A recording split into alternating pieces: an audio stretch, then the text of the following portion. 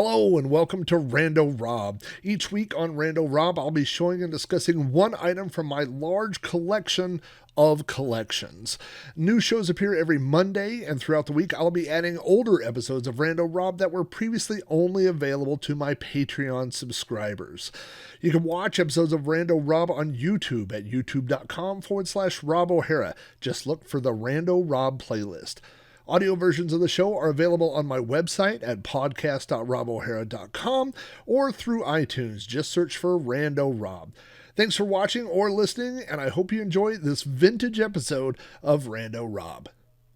Anyway, on today's episode of Rando Rob, I snatched an item. I've been going through things in my garage, and I was looking through one of the tubs, and I grabbed an item that I specifically brought to come in here and put on one of the shelves. I thought it was a cute little item from the collectibles, so I don't have a huge story behind it or anything, but I thought I would share it anyway. And as I was looking at it, I had some interesting thoughts. And so this week's item is this little Boba Fett. I call all these things pop vinyls, even though I realize that there are different brands, and this is not a pop vinyl. This is a Mugs, Muggs, and this is specifically a Mighty Mugs. They also have mini mugs. But this is the Mighty Mugs version of Boba Fett. And his arms are somewhat posable. They're not very posable.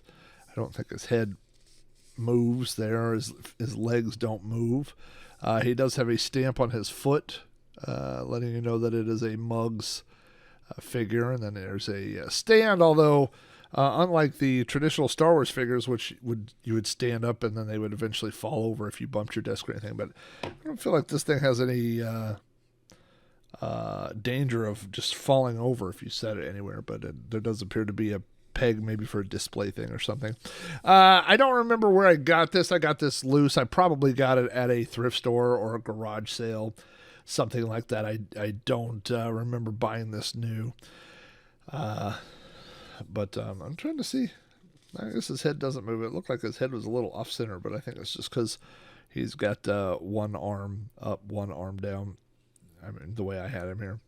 If you're familiar with Boba Fett, then you will see a lot of, when you draw a caricature of someone, you don't have to do perfect artwork. What you do is you take their most recognizable features and then you accentuate them. My wife and I had a caricature done of us at the fair, and the guy just, for me, drew a generic looking dude with a goatee and a big nose. And he was like, "Oh, that's you," and I was like, "I don't see it." But then my wife's like, "Yeah, it looks just like you." So for Boba Fett here, you can see a few things. Of course, he's got his little Mandalorian patch on his arm there. He has the traditional armor. You can see his belt. You can see the logo there. He has the yellow knee pads that he normally has. They're a little low because his legs are very tiny. But if you look at the picture there of Boba Fett, he has like the red gauntlets, and you can see the red gauntlets in the picture. He has it just drawn on here, his telescopic scope that would pop up. It's not really quite in the right place, though, is it? Because, of course, for normal Boba Fett, it would be attached about here because it would rotate forward and you could see through it, and then it would rotate up, as you can see in the picture. But I guess if you're going to paint it on, you can't paint it in midair. So, and then of course, every Boba Fett would be incomplete without the little dent here. Of course, we've got the dent in Boba Fett's actual helmet there. So, you have to have that little detail. And then I think probably the most fun thing, I guess you kind of have to include something to this effect, but he has his jetpack on the back, and that is sculpted and attached on. I don't think that detaches. I think that has been glued in place, although it does feel like at one point it was a separate piece. You could kind of feel where it was attached, but that seems to be permanently attached on there. So, and when I first saw this, I thought, oh, he's missing his rocket. But then, of course, you could see that there is rocket on there. It's just very tiny. It's a tiny stubby little rocket, and then these little pieces, which on the I remember on the 12-inch Boba Fett that I had as a kid, these were like little rubber things, and they would always get brittle and eventually break off or fall off. But so this is Mighty Mug's Boba Fett. When I was going through the tub and picking them out, I saw this and I immediately thought of Boba Fett. I mean, I was like, oh, hey, there's one of my Boba Fetts. I should grab that and put it on a shelf back there. And so that is definitely the plan. That's what I will do. But what I thought was interesting about it, as I was thinking about it, is when I bought this was produced in 2007. So way, way, way after the original trilogy, obviously, based on the style, you could tell. But long before this current resurgence of Disney Wars. So the Boba Fett that I'm holding here, when I bought it, was a different Boba Fett than the Boba Fett that we know today. Because now we have seen The Mandalorian, and now we have seen the Book of Boba Fett. And so we know that, I mean, when I bought this Boba Fett, this guy was dead. When I bought this Boba Fett, we all thought that Boba Fett had gone into the Sarlacc pit and died. So we had the Boba Fett from Empire Strikes Back. We had the Boba Fett from Return of the Jedi. And that was it. That was all the Boba Fett we had. I believe the trivia fact I always cite is that Boba Fett has 4 lines of dialogue in all the original trilogy. He says, I'm trying to think, he says, as you wish, when Vader says, no disintegrations. And he says, as you wish. And then at one point he says, put Captain Solo in the cargo hold. And he's no good to me dead. I should probably be able to come up with the 4th one. I don't remember what it is, but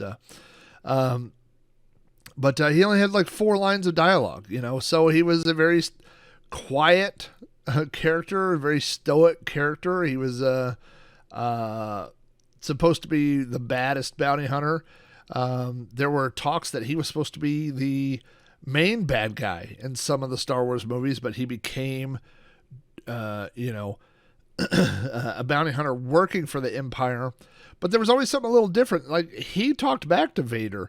He was standing side by side with Darth Vader, and he never outranked Darth Vader, but there was a mutual respect between the two of them. He was more than just the guy that you hired to come fix your plumbing or something. Like, there was something about him. And of course, then when we get to the prequels, we see Boba Fett as a child and Jango Fett, and we learn all about the clones and yada yada. And then, of course, as time goes on with the TV shows and the series that I mentioned, we see a whole different Boba Fett. We know that Boba Fett crawled out and that he became the crime lord of Mos Espa and all these different things. So, but when I bought this, none of that existed. When I bought this, this guy, as far as Star Wars lore was considered, he was dead.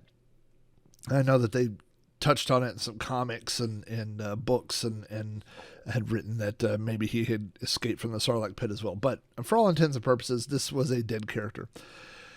So that was just kind of the interesting thing that made me think about this character. Like, when you buy something, like, think about this. Like, let's say that in the new TV show, let's say that Boba Fett took a turn that you disagreed with on a moral, like, let's say Boba Fett turned into a super bad guy.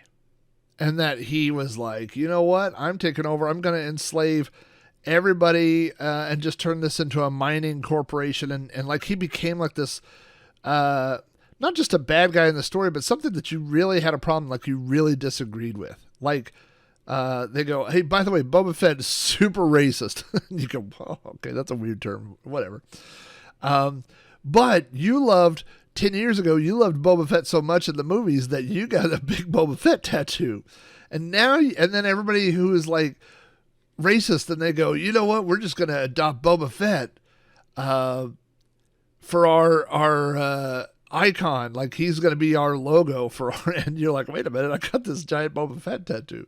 I mean, imagine if you were a huge fan of the Dukes of Hazzard and you were like, I'm getting a General Lee tattoo because I love the Dukes of Hazzard so much. And then later you're like, well, I wish I hadn't have done that. So anyway, and I'm not saying any of those things happened to Boba Fett.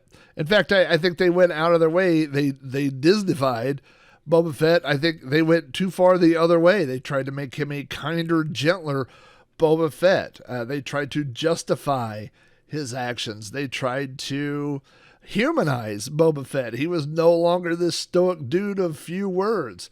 He was now a guy who was bound by loyalty and you know, would became part of the Tusken Raider clan, and you know, he wanted to be a crime lord but not hurt anybody. Just all these weird kind of things that it made it feel very Disneyfied, you know. But I didn't find anything in there that was offensive per se, you know, nothing that like on a moral ground that I had a problem with. But it's just that weird idea that, you know, you could be attached to a character or something and then they could change that character.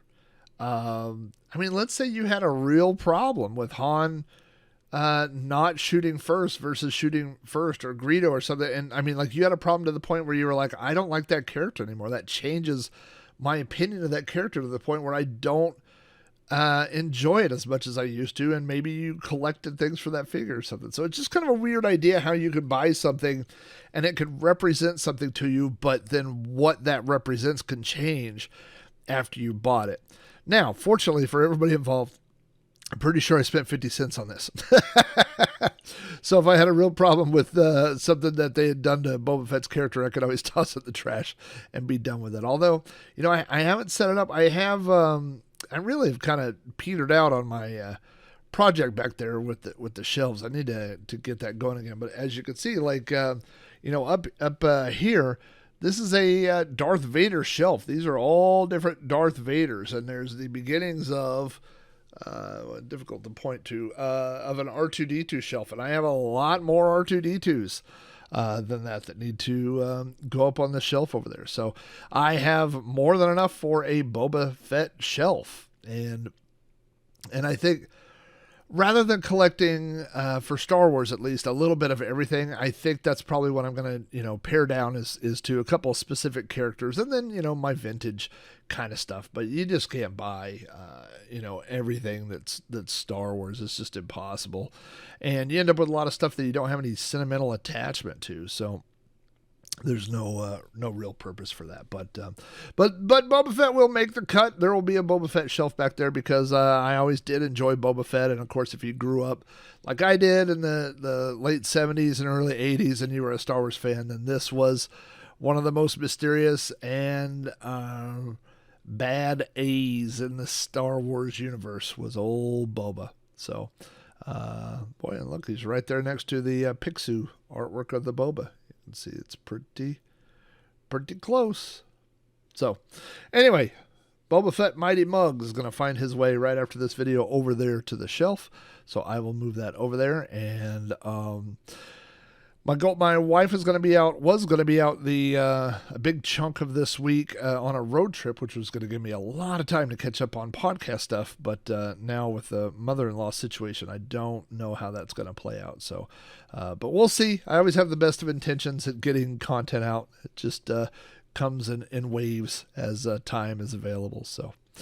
Anyway, thanks for everybody for watching and listening and all the support and all that stuff. I'm going to get caught up on Patreon emails today. I apologize to those of you guys that have signed up and haven't heard anything from me yet. I'll get that stuff out today. So thanks, everybody, and you will be seeing or hearing from me very soon. Thanks, guys.